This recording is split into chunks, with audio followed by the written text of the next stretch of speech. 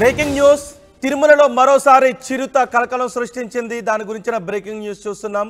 గతంలోనూ చాలాసార్లు తిరుపతిలో చిరుత కనిపించే భక్తులను భయభ్రాంతులకు గురి చేసింది. భక్తులపై దాడి చేసి చిన్నారిని చంపిన ఘటనలు కూడా చోటు చేసుకున్నాయి. ఇప్పుడు మరోసారి తిరుమలలో చిరుత సంచారం భక్తులను భయపెడుతోంది. గతంలో చిన్నారిని చంపిన తర్వాత చిరుతలను బోన్లో బంధించి అక్కడి నుంచి చిట్టడవులోకి తరలించిన సందర్భం కూడా చోటు చేసుకుంది. ఇప్పుడు రెండో ఘాట్ రోడ్లో మరోసారి చిరుత కనిపించింది. అక్కడ భక్తుల కారుకు అడ్డుగా వచ్చింది చిరుత. కారు డాష్బోర్డ్ కెమెరాలో చిరుత సంచార దృశ్యాలు రికార్డ్ అయ్యాయి. దీంతో భక్తులను టీటీడీ అలర్ట్ చేసింది. మళ్ళీ చిరుత కనిపించడంతో భక్తులు భయాందోళనకు గురవుతున్నారు. దీనిపై మరింత సమాచారం మా ప్రతినిధి లోకేష్ అందిస్తారు. లోకేష్, మరోసారి చిరుత కనిపించడంతో టీటీడీ ఫారెస్ట్ అధికారులు ఎటువంటి చర్యలు తీసుకుంటున్నారు?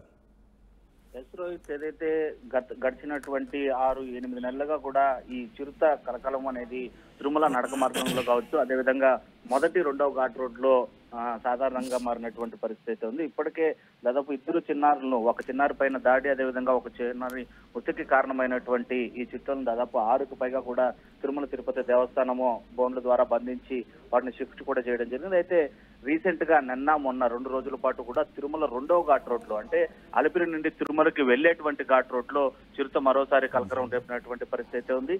అయితే ఈ చిరుత ఆనవాళ్లు ఆ భక్తులు ఏదైతే రోడ్ లో వెళ్తున్నటువంటి కారు ఫ్రంట్ క్యామ్ ద్వారా కూడా రికార్డ్ అయినటువంటి పరిస్థితిని మనం అటవీ స్క్రీన్ పైన కూడా చూస్తున్నాం. అయితే చిరుతలు ఇంకా ఉన్నాయని అటవీ శాఖ పదే చెప్తుంది.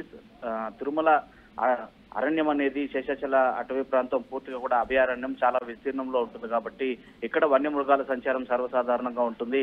ఖచ్చితంగా భక్తులందరూ అలర్ట్ గా ఉండాలి, అలర్ట్ గా వెళ్ళాలి అని చెప్పి పదే వీళ్ళు సూచిస్తూ ఉంటారు. అయితే ఈ సూచనలను భక్తులు కూడా పాటించాలి. తిరుమల నడక మార్గంలో వెళ్లేటువంటి భక్తులు కూడా తమ చేతికర్రలను ఏదైతే టీటీడీ అందిస్తుందో దాన్ని కూడా తీసుకొని వెళ్ళాలని చెప్పి కూడా పలుమార్లు విజ్ఞప్తి చేస్తున్నటువంటి. బట్ రీసెంట్ గా అంటే గతంలో చిరుతలు కనిపించినప్పుడు మనుషులపై దాడి చేసినప్పుడు కొన్ని భద్రతా చర్యలు తీసుకున్నారు, దుడ్డు కర్రలు కూడా ఇచ్చారు.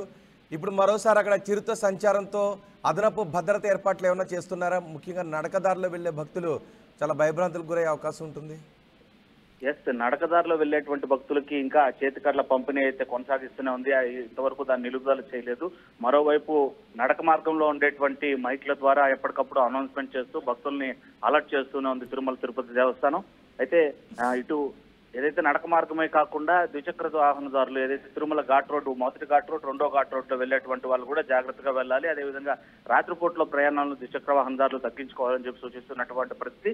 ప్రధానంగా చూసుకుంటే శేషాచల అటవీ ప్రాంతంలో వన్యమృగాల సంచారము ఎల్లప్పుడూ ఉంటుంది. వాటి ఇటు సైడ్ అభయారణ్యం నుంచి అటువైపుగా రోడ్డో లేదా కాలినడక మార్గమో దాటేటప్పుడు ఇలాంటి క్రమంలో అవి కంటపడుతూ ఉంటాయి కాబట్టి వాటి నుంచి జాగ్రత్తగా ఉండాలని చెప్పి కూడా తిరుమల తిరుపతి దేవస్థానం భక్తులకు హెచ్చరికలు జారీ చేస్తున్నటువంటి పరిస్థితి ఉంది. రోహిత్.